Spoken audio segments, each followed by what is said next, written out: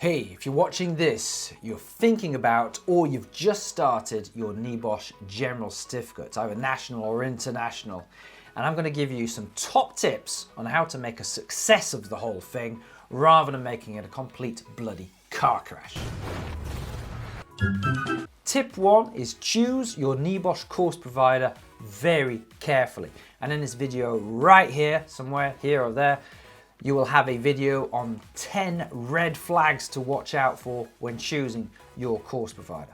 Once you've chosen your course provider and you've signed up, second tip is make sure you put in the study hours. You cannot take shortcuts on this course. I'm going to take a shortcut.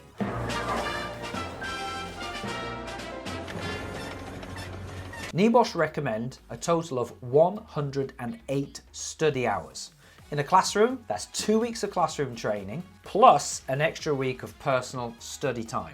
If you're doing it online, like through Compassa and our e-learning course, it should take you about 3 weeks of study in total, spaced out over a period of time, to get enough understanding to have a good chance of passing your exam and your project on the first attempt. The third tip is you need to set some kind of target date for when you're going to finish. Now, sometimes the target date is going to be based on just when you want to pass. Like, fair enough, I want to pass by April. Why? Because I need to get a job by April. Okay, fair enough. If you do that, you might have to work backwards and work out how much time you're going to put into studying the course. So let's say you've got 12 weeks between now and April. Well, you're going to have to take 108 hours, divide it by 12, and that'll give you how many hours of study per week you're going to have to put in to kind of be ready by April. But another way of working it out is you think, how many hours can I give this every week? Now, if you give this 4 hours a week, it'll take you something like 6 months to do the full 108 hours of study.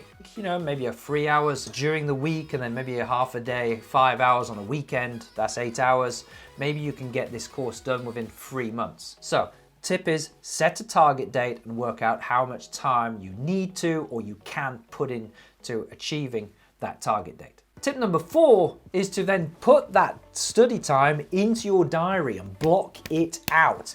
If it's just a vague, wishy-washy commitment of, oh, I'll do a bit on Saturdays, unless you've actually taken the time to pencil it into the diary and block it out from all other commitments, chances are something else will just come in and fill the void.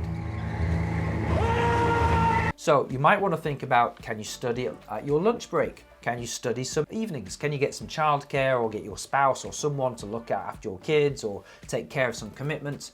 Can you carve out part of your Sunday morning or Sunday afternoon? Make sure you are disciplined and carve out that time in your diary. As you're studying, make sure you use the Tutor Support. You've got tutors as part of your course, whether it's classroom or it's online. Make sure you're speaking to them.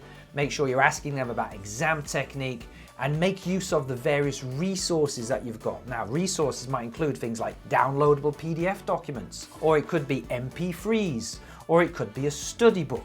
Or maybe you've got a mock exam which you can use and some previous exam papers. Make sure you find out what these resources are and make use of them. If your tutor is willing to grade your mock exam, which here at Compassa, by the way, we are, because we've got a mock exam section. You download the mock exam, you submit it, and you get a real examiner or an ex-examiner who will grade that just like the real thing and then give you some feedback on your tips. Make sure you use all of those things so that you're 100% prepared for whatever NEBOSH throw at you on exam day. Ball slaughter begin. Good deflection there.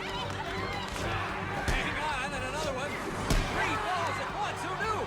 Now it's... When preparing for your NEBOSH open book exam, there needs to be a real focus on exam technique. Now, if your course has a section on exam technique, don't skip that. Make sure you focus on that. NEBOSH, 20 years ago when I first became an examiner, NEBOSH said to me, 50% of the chances of success are just technique. You wise old owl, you. 50% of your chance of success are technique. That means if you had great technique but limited understanding, you might actually scrape your way through the test and still pass. What it also means is that you could have great understanding but have no idea how the exam works or how to answer the questions in a structured way, in which case you could still fail, even though you've got great understanding. Life's not fair. So focus on the exam technique and use your tutor, who hopefully has some examiner experience, to give you some feedback on how you can improve your technique and get some extra marks and pass on the first attempt. Now, it's not just about exams. You've also got the NG2 or IG2 practical project, which in my opinion is a lot more hard work than the exam is. It's a pass or fail project done in your own personal time.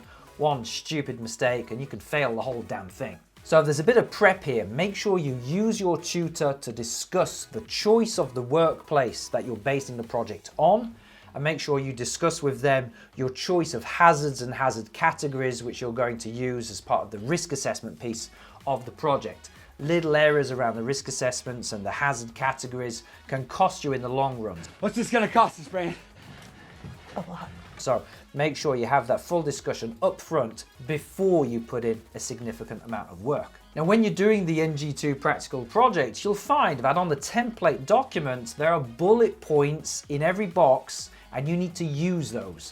Those bullet points tell you what to write in each box. Most of the people I see who fail haven't actually paid attention to what the bullet points say. If the bullet points say, tell us how many workers there are, then you need to write down how many workers there are. If the bullet points say, tell us the types of injuries, then you need to write down the types of injuries. Don't just say, oh, people could be injured. I'm like, yeah, I know they could be injured, but what are the types of injuries that you need to write down? Finally, when it comes to exam and NG2 registration, you're going to speak to your course provider, whoever that is, maybe pay an extra fee if your fees are not included in the course cost, and you're going to have to register. There's a lot of administration in the registrations. It's an absolute bloody nightmare, I can tell you from experience. Sometimes the registration process goes wrong, either due to your course provider not administering it very well or because there's an issue at NEBOSH's end. Something goes wrong, that's life. Take some responsibility for making sure the process goes smoothly. I like to think if you weren't registered or something's gone wrong, like it's your fault. You know, if something goes wrong in my life, that's my fault. I needed to check. So it's some simple things you can do. Make sure that